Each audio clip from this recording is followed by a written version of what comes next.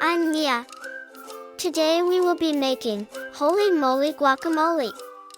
To make guacamole, a tasty creation, follow this recipe for a fiesta celebration.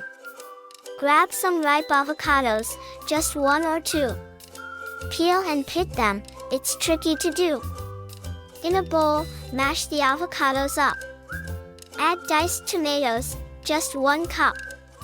Add chopped onions, a flavor so bold. And minced garlic too, then mix and fold. Squeeze in lime juice, a citrusy tang. Sprinkle salt and pepper, a seasoning bang.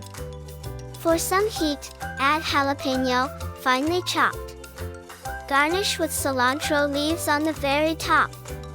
Scoop it up with some chips, don't hold back. Holy moly! What a delicious snack! Thanks for watching!